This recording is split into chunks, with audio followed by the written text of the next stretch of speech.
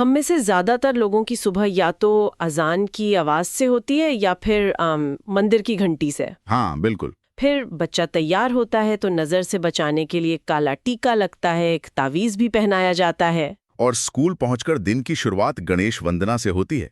और इन सब के बीच विज्ञान के लिए बस 45 या 90 मिनट का एक पीरियड। और पता है, ये सिर्फ एक देखने वाली बात नहीं है, ये एक बहुत गहरे सवाल की तरफ ले जाती है कि आखिर ये विज्ञान है क्या। ये लोकतंत्र या संस्कृति जैसे शब्दों की तरह हो गया है। हाँ, लगता है कि सब जानते हैं, लेकिन जब पूछो कि भाई परिभाषा क्या है तो मामला थोड़ा मुश्किल हो जाता है। आज की हमारी ये जो गहरी पड़ताल है वो इसी सवाल की तह तक जाने की कोशिश करती है।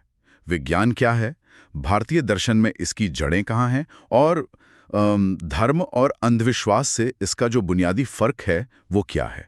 और जो स्रोत हमारे पास है वो कुछ बहुत ही दिलचस्प पहलू सामने रखते हैं। हाँ, जैसे एक प्राचीन भारतीय दर्शन जिसने ईश्वर, आत्मा, पुनर्जन्म सबको सिरे से नकार दिया था। और कार्ल पॉपर का वो सरल सा टेस्ट। हाँ, वो हंस वाला उदाहरण, वो मुझे बहुत दिलचस्प लगा।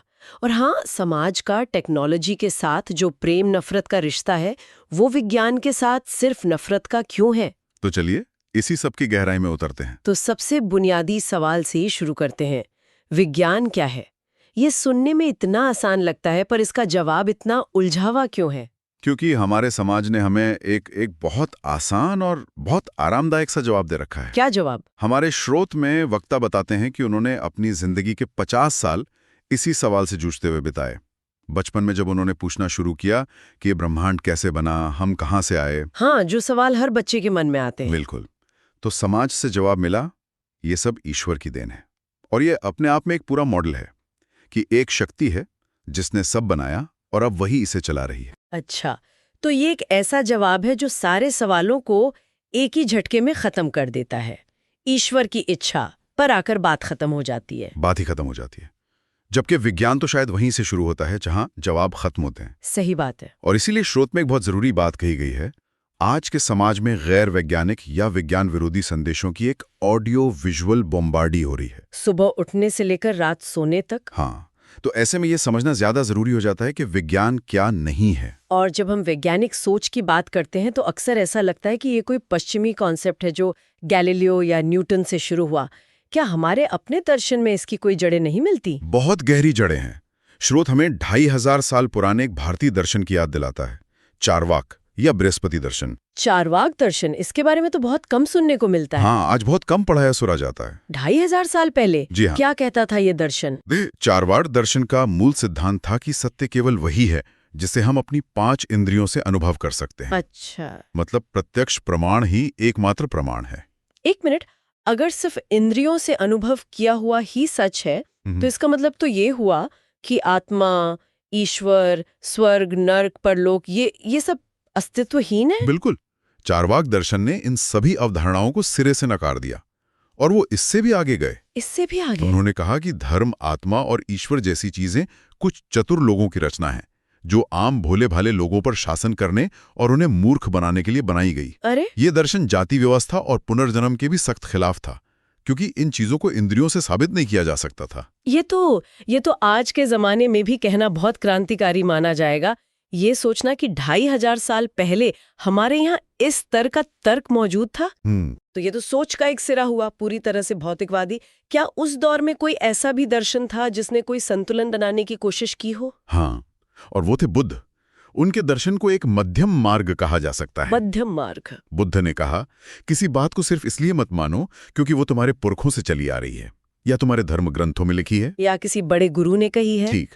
उन्होंने कहा, हर दावे की पड़ताल करो, बुद्धिमान लोगों की बातों को परखो, और अगर वो तुम्हारी अपनी तर्क की कसौटी पर खरी उतरें तभी उसे मानवता की भलाई के लिए अपनाओ। यानी सवाल पूछना, जांच पड़ताल करना, ये हमारे अपने दर्शन का एक बहुत जरूरी हिस्सा रहा है। निश्चित रूप से। और सिर्फ हमारे यहाँ ही नहीं, स्रोत में अरब दार्शनिक अल हसन का जिक्र है, जिन्हें ऑप्टिक्स का जनक यानी प्रकाश विज्ञान का पिता कहा जाता है। अच्छा। उन्होंने वैज्ञानिक तरीके की एक अद्भुत परिभाषा दी। उन्होंने कहा, किसी भी दावे को दुश्मन की नजर से देखो और हर तरफ से उस पर हमला करो। वाह! और अगर वो इन हमलों में बच जाए तभी उसे स्वीकार करो। ये तो बहुत मुश्किल काम है, अपने ही विचार का दुश्मन बन जाना। ज्यादातर लोग तो अपने विचारों को बचाते फिरते हैं। बिल्कुल, और इसी तरीके से अल हसन ने 1000 साल से चली आ रही मान्यता को गलत साबित किया। कौन सी मान्यता? सब मानते थे कि हमारी आंखों से किरणें निकलती हैं और चीजों से टकराती हैं जिससे वो हमें दिखती हैं। उन्होंने साबित किया कि नहीं, रोशनी बाहर से हमारी आंखों में आती है। कमाल है। आज भी हम जो कहते हैं ना, मेरी नज़र कमज़ोर हो गई है, ये उसी पुरानी सोच का बचा हुआ एक हिस्सा है हमारी भाषा में। अरे हाँ, मैंने कभी ऐसा सोचा ही नहीं।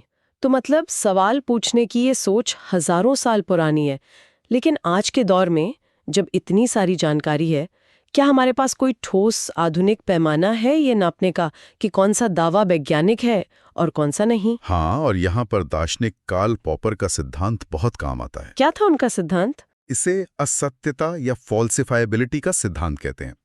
पॉपर ने कहा कि कोई भी दावा तभी वैज्ञानिक माना जाएगा जब उसे गलत साबित करने की कोई गुंजाइश हो, कोई तरीका हो। इसे एक उदाहरण से समझते हैं, ये थोड़ा मुश्किल लग रहा है। बिल्कुल। स्रोत में हंस का उदाहरण है।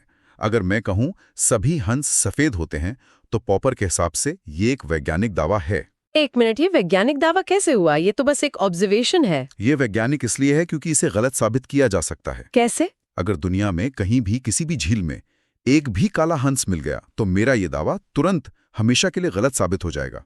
इसमें गलत साबित होने का एक रिस्क है। अच्छा, तो वैज्ञानिक होने का मतलब सही होना नहीं है, बल्कि गलत साबित होने की संभावना होना है। समझ गए।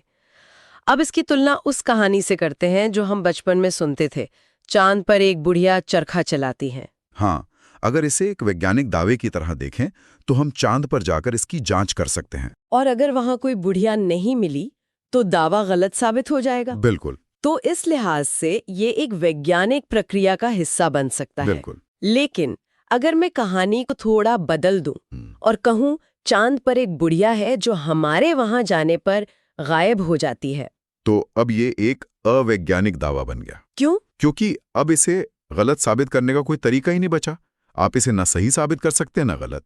और समाज में ऐसे कई दावे हैं, ईश्वर ने दुनिया बनाई, भूत होते हैं, जिन्हें गलत साबित नहीं किया जा सकता, इसलिए वो विज्ञान के दायरे से बाहर है। वो आस्था का विषय हो सकते हैं, विज्ञान का नहीं। सही कहा। ये एक बहुत बड़ा फर्क है।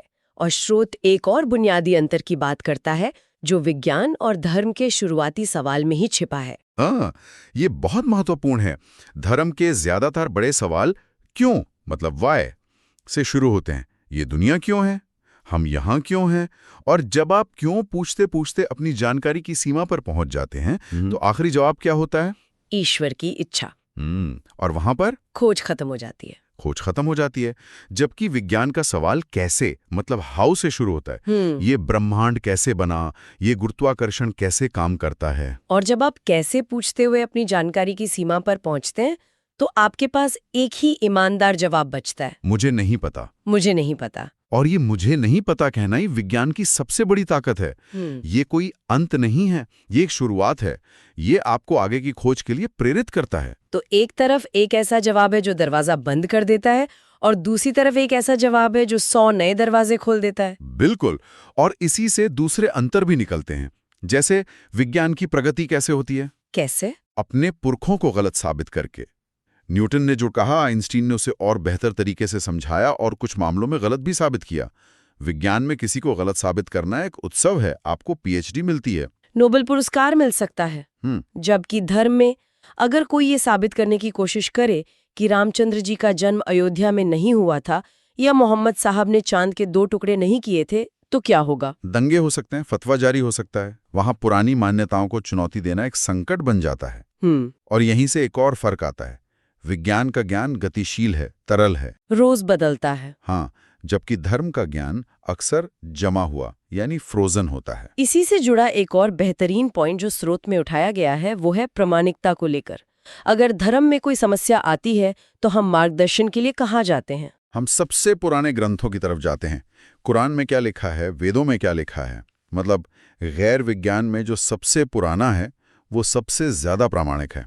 और अगर किसी को कैंसर हो जाए तो तब तो कोई नहीं कहता कि सबसे पुरानी आयुर्वेद की किताब ले आओ। नहीं, बिल्कुल नहीं। तब हम सबसे नए कैंसर इंस्टीट्यूट में जाएंगे, सबसे ताजा रिसर्च ढूंढेंगे। यानी विज्ञान में जो सबसे नया है, वो सबसे ज्यादा प्रामाणिक है। ये सोच का बिल्कुल उल्टा तरीका है। और आखिरी फर्क जो शायद सबसे दुखद है वो है मतभेद सुलझाने का तरीका। हाँ। विज्ञान में मतभेद चर्चाओं से, प्रकाशनों से, प्रयोगों से सुलझते हैं, जबकि धर्म के नाम पर हुए संघर्ष और युद्ध इतिहास का एक दुखद अध्याय है। ये सारे फर्क मिलकर एक बहुत साफ तस्वीर बनाते हैं, लेकिन यहीं पर एक दिलचस्प विरोधाभास सामने आता है। विज्ञान और टेक्नोलॉजी के बीच का? हाँ, पहले तो ये साफ कर दें कि दोनों एक चीज नहीं है। नहीं, बिल्कुल नहीं। विज्ञान ज्ञान है, एक समझ है, जैसे E = mc², और टेक्नोलॉजी उस ज्ञान का इस्तेमाल करके बनाई गई मशीनें हैं, कार, फोन, परमाणु बम। और समाज का इन दोनों के साथ रिश्ता बड़ा अजीब है। स्रोत कहता है कि टेक्नोलॉजी के साथ हमारा प्रेम नफरत का रिश्ता है, लेकिन विज्ञान के साथ अक्सर सिर्फ नफरत का। इसका क्या मतलब हुआ? इसका सबसे अच्छा उदाहरण हमारे कई बाबा और धर्म गुरु हैं। वो हवाई जहाज का इस्तेमाल करेंगे, एसी में रहेंगे, सेलफोन पर बात करेंगे, लेकिन अगर स्कूलों में डार्विन का विकासवाद पढ़ाने की बात आएगी तो उसका विरोध करेंगे। ठीक वहीं पर। क्यों? क्योंकि टेक्नोलॉजी उनसे सवाल पूछने के लिए नहीं कहती। अच्छा। कार चलाने के लिए आपको भौतिकी के नियम जानने की जरूरत नहीं, लेकिन डार्विन का सिद्धांत उनकी सृष्टि की कहानियों पर सीधा सवाल खड़ा करता है। क्योंकि विज्ञान की बुनियाद ही सवाल पूछना है, और सवाल हमेशा स्थापित सत्ता को चुनौती देते हैं। स्रोत में हिंदू बम और इस्लामिक बम का उदाहरण भी है, जो इसी बात को और पुख्ता करता है। हाँ, ये कमाल का उदाहरण है। भारत ने परमाणु परीक्षण किया तो एक तबके ने इसे हिंदू बम कहकर जश्न मनाया। 15 दिन बाद पाकिस्तान ने किया तो वहां इसे इस्लामिक बम कहा गया, जबकि दोनों के पीछे का विज्ञान तो एक ही था। बिल्कुल, नाभिकीय विखंडन और संलयन।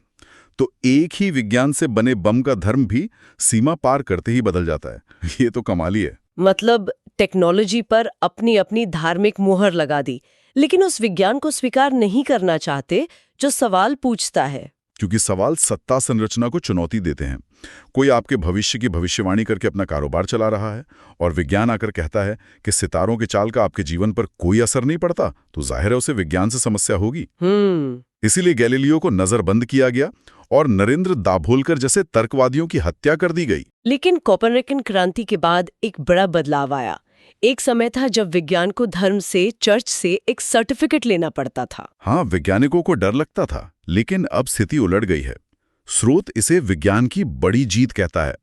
अब धर्म और धार्मिक नेता खुद को वैज्ञानिक साबित करने की कोशिश कर रहे हैं। और इसी कोशिश में, इसी हीन भावना में से कुछ बहुत अजीब अजीब दावे निकलते हैं जो हम सबने सुने हैं। बिल्कुल, जैसे ये दावा कि गाय ऑक्सीजन छोड़ती है। हाँ। या गणेश जी का सिर दुनिया की पहली प्लास्टिक सर्जरी थी। या प्राचीन काल में हमारे पास टीवी, इंटरनेट, सैटेलाइट सब थे। स्रोत इस पर एक बहुत सीधा सवाल पूछता है।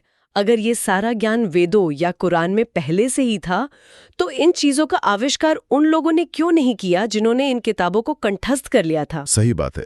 इन चीजों का आविष्कार पश्चिम में किसी और ने क्यों किया? तो कुरान में तो खुद कहा गया है कि ज्ञान के लिए चीन तक भी जाना पड़े तो जाओ। इसका मतलब साफ है कि ज्ञान किताब के बाहर भी मौजूद है, उसे खोजना पड़ता है। तो स्रोत की अपील बहुत सीधी है। धर्म को धर्म रहने दे और विज्ञान को विज्ञान।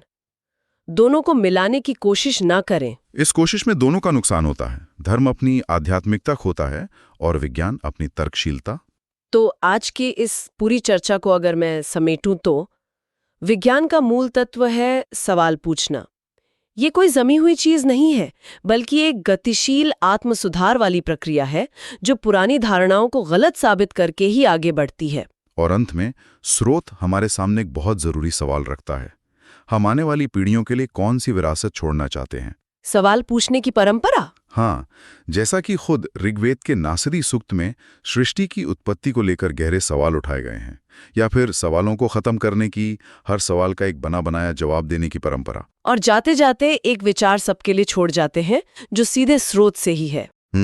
14 अरब साल के ब्रह्मांडीय विकास का नतीजा ये इंसानी दिमाग क्या इसलिए बना है कि हम खुद को जाति धर्म में बांटकर एक दूसरे से नफरत करें और इस खूबसूरत पृथ्वी को नष्ट कर दें? या फिर ये इसलिए बना है कि हम शांति से रहें और इस ब्रह्मांड के रहस्यों को जानने की कोशिश करें? अगर हम सवाल पूछना ही बंद कर देते हैं तो हम जानवरों से अलग कैसे हुए?